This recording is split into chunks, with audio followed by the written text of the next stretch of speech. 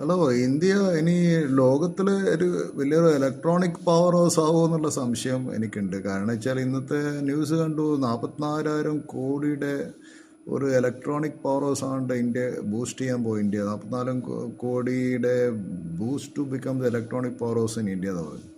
അപ്പോൾ ഈ വിദേശ കമ്പനികളൊക്കെ ഇന്ത്യയിൽ നിന്ന് ഇലക്ട്രോണിക്സ് ഉപകരണങ്ങൾ ഡിസൈൻ ചെയ്യുക, chip manufacturing, electronic product design, ഇങ്ങനെയുള്ള കമ്പനികൾക്കൊക്കെ ഇനി വലിയ സ്കോപ്പായിരിക്കും. ഒരു ഡിക്സൺ ടെക്നോളജി, പിന്നെ നമ്മളെ BPL ഉണ്ടല്ലോ, മറ്റേ പഴയ തിരുവനന്തപുരത്തെ തോറ്റൊരു MP രാജീവ് ചന്ദ്രശേഖർ, അയാളൊരു കമ്പനി ഉണ്ട് BPL. അതും ഇപ്പം കുറച്ചൊരു എന്താ പറയുക, അതൊരു ക്ലോസ് ചെയ്ത് പോകാൻ ഇപ്പോൾ കുറച്ചും കൂടി നന്നായി വരുന്നതിന് തോന്നുന്നു.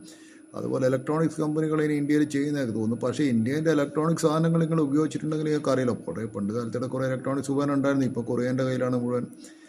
മൊബൈൽ ഫോണും TVയും വാഷിംഗ് മെഷീനും ഒക്കെ കൊറിയൻ കമ്പനികളൊക്കെ. എനിവേ, നമുക്ക് കാത്തിരുന്ന് കാണാം.